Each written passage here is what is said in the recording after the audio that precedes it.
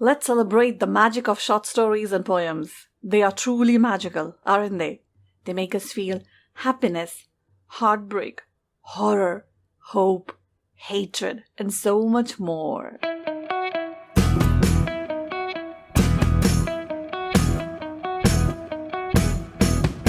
Namaste people. Welcome to Shweta's Basket, a weekly stories and poems podcast, and I'm your host, Shweta Singh.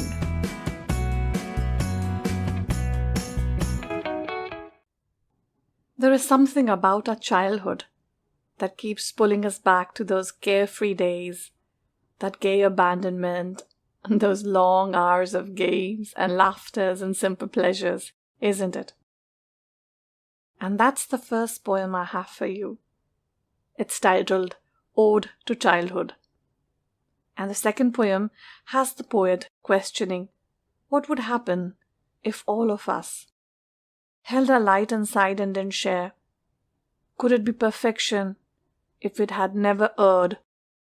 And could we really move forward in life without forgiving? And that poem is titled Close. Both the poems have been written by Dr. Surve Rane. Now, Dr. Singh is a consulting periodontist practicing in Kudal. She takes pleasure in using her skills in dentistry and poetry to spread smiles. You may find her sharing her thoughts at Artoons and Poetry Parlor. She's also very fond of photography, and you can catch glimpses of local flora and fauna through her lenses on her Facebook page and the Artoons and Photographer's Room. Links to both will be in the show notes. Now, these two poems are part of a book titled Just Another Wave, published by Artoons in Room 9 Publications. But believe me, it is not just another wave. This book has 41 poems, and each of these poems will touch your heart and bring you closer to nature and force you to think. Riding this wave is a distinct pleasure. It is available on Amazon, and the link to that will also be in the show notes. So, here is Dr. Surve Rane's first poem, Ode to Childhood.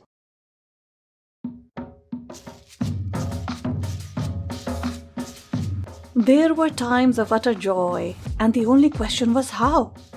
Not when or where or what or why.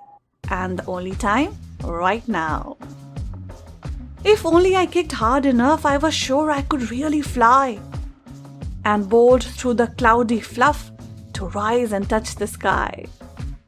We would build empires with blocks for bricks, ride race cars and boxes of ply, fight wars with swords made of sticks, and weren't shy to cry. To hide for hours and never be found, and hatch a perfect ploy, and chase for miles silly bugs around. Of dirt, we would never be coy.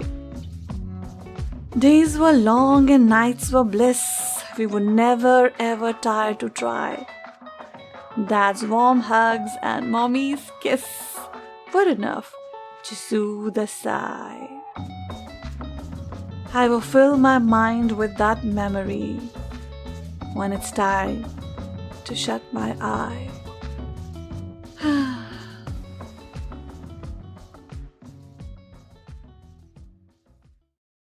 There was this summer when I was 5.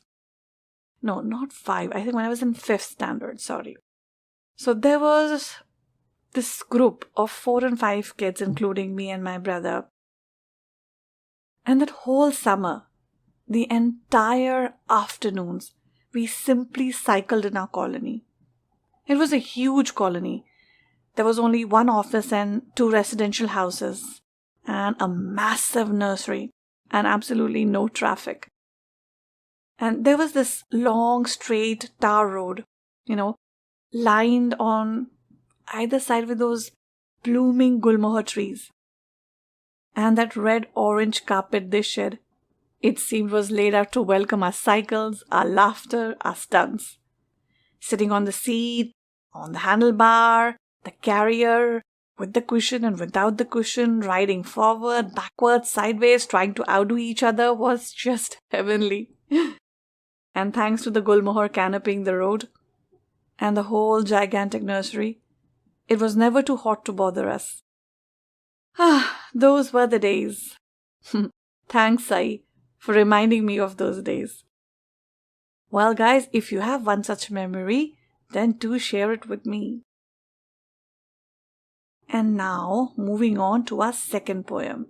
Here is Closed.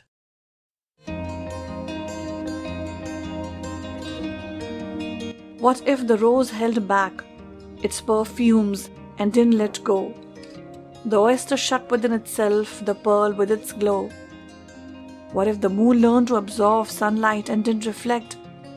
And prisms held in the beam chose not to deflect? What if the candles burnt to darkness without light, and if the great rocks crumbled holding back their might? What if the tiny songbird held back its merry tune, and blossoms that died on branches on paths were never strewn? What if I held on to your bike and never let you ride, and kept you safe and sheltered, smothered by my side? What would I do with perfect that didn't dare to err? Couldn't forgive or forget each blow that I would incur.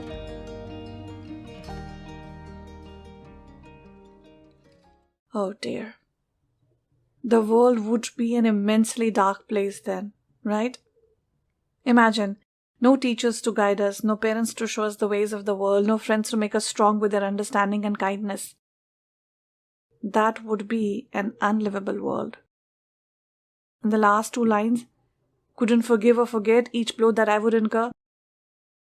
Do you remember as children we easily forgave and forgot and moved on? It is only as adults we develop this self-destructive habit of holding on to grudges, perceived slights and injustices till we are crippled by them. Until we offload, we cannot be free to move forward. So as I had mentioned, these two poems were part of Sai's book, which happens to be a debut book and is published by Artoons in Room 9 Publications. They are a traditional publishing house founded by Mithru Rachmala and Husna Taslim, after their roaring success at Artoons in Writer's Room, of which I happen to be a very proud member. Room 9 had published its first book titled Hiraeth in 2019 August, authored by Dr. Shivani Salil. The book has reached a lot of milestones in the past 2 years. Room 9 looks for content that is unique and suitable for a global audience. Its recent release, Girl in a Million by Anita Padanatil, sold over 1,000 copies within the first 3 months of its release and has over 100 reviews on Amazon. To check out the complete list of all the books published by them, visit Artoons in Room 9 Publications. The link to that will also be in the show notes. And that brings us to the very interesting one question section. Last week I asked you, where does Vishnu's granny live from the story Vishnu and the Two Glasses of Milk by Vibha Batra? The right answer is Bhagalpur. And guess who sent the right answer? Yes, it was Vasudha-ji and also Supriya.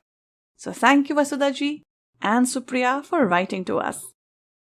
Also guys, Supriya shared something really wonderful. Her 5-year-old daughter, Bani, really enjoyed Vishnu's story, especially the part where he talks about milk being too hot or too cold or having malai, because Bani uses the same excuses and she found it very funny that Vishnu did the same.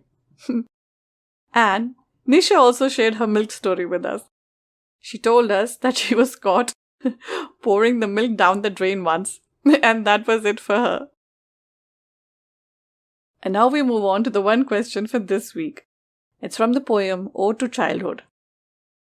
So you have to tell me what was enough to soothe the sighs. Remember, there are 2 things. Now it's very easy to send in your answers. You can simply DM them to me on Facebook or Instagram, or email your answers to Shweta@shwetasbasket.com. And also email me if you have a favorite childhood memory that you would like to share with all of us, of hot summers or cold winters or those wet, rainy months. And now, not to blow my own trumpet, but I would like to share a great news with you. From next week onward, we will change the description of Shweta's basket. Till now, we had been showcasing the talent of contemporary Indian writers. But next week, guys, we welcome aboard our first foreign writer. And that too, a 17-year-old when she wrote this story. It is titled The Street Without Cherries.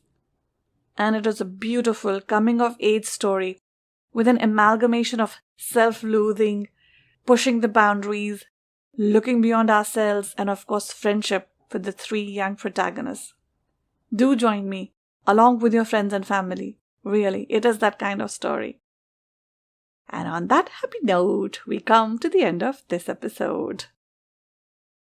Do subscribe to my website, www.shwetasbasket.com, so that you're always up to date with what's new in the basket. And stories and poems are not the only things.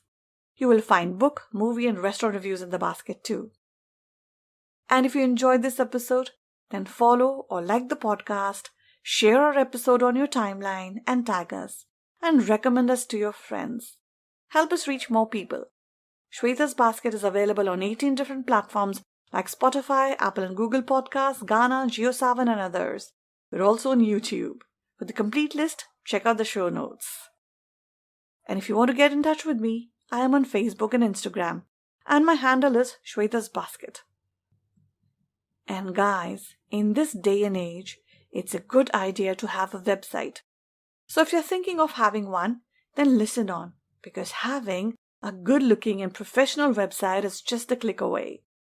In the meantime, this is your host, Shweta Singh, signing off. Till we meet again on the air next Friday. Bye for now.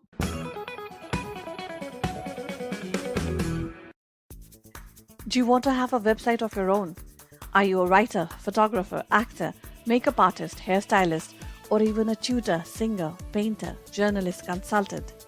Or do you have your own cafe, restaurant, resort, holiday home, shop, small business, hospital, or even a blog, WordPress, or Blogspot account that you want to migrate to a good-looking website? Well, look no further. The geeks will help you, and you will find them in the Geeks Room at our Tunes In. Just click on the link in the episode description. Yes, it's that simple to have a website. My website is hosted and managed by them. And want to know what I love about them?